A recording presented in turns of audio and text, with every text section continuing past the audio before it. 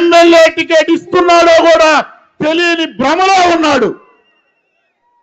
ఈరోజు మన ప్రకాశం జిల్లా వెనుకబడిన జిల్లాగా ఉన్నది. కానీ మన పశ్చిమ ప్రాంతంలో ఎక్కువ వలసలు ఉన్నటువంటి పరిస్థితులు ఉన్నాయి. గత ప్రభుత్వంలో ఇదే జగన్మోహన్ రెడ్డి స్వయం బాబాయ్ అయినటువంటి వైవి సుబ్బారెడ్డి ఎంపీగా ఉండి పాదయాత్ర చేసి వెలిగొండ ప్రాజెక్టు పూర్తి చేస్తామన్నాడు. కానీ ఏం చేశాడు? ఏమీ చేయలా. ఇదే వెలిగొండ ప్రాజెక్టు కనుక పూర్తయితే కనిగిరి ప్రాంతంలో ఉన్నటువంటి ఫ్లోరైడ్ సమస్య ఈరోజు తీరేది. కనిగిరి ప్రాంతంలో ఉన్నటువంటి ఫ్లోరైడ్ సమస్య తీరాలన్నా, మన వెలిగొండ ప్రాజెక్టు పూర్తవ్వాలన్నా జనసేన పార్టీ, తెలుగుదేశం పార్టీ కూటమి ప్రభుత్వంలో రావాలి.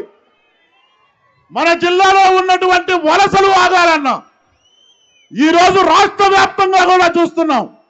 అంగన్వాడీల దగ్గర నుంచి మున్సిపల్ కార్మికుల సైతం ఈరోజు ఆడవారు రోడ్డు మీద ఉన్నారంటే ఎంతటి భయంకరమైన పరిస్థితిలో ఉన్నామో ఆలోచించండి.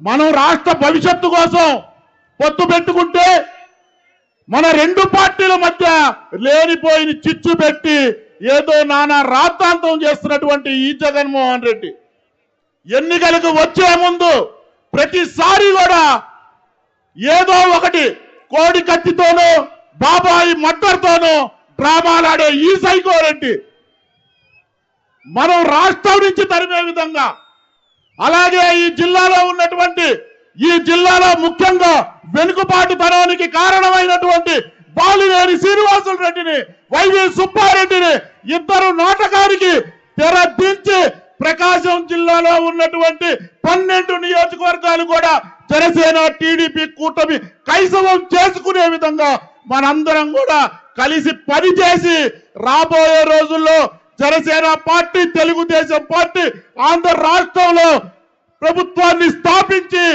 ఇక్కడ ఉన్నటువంటి ప్రజలందరూ కూడా సుఖశాంతులతో ఉండాలని చెప్పి జై జనసేన. ఒక్కసారి హల్లో ఏపీ, హల్లో ఏపీ. నమస్కారం.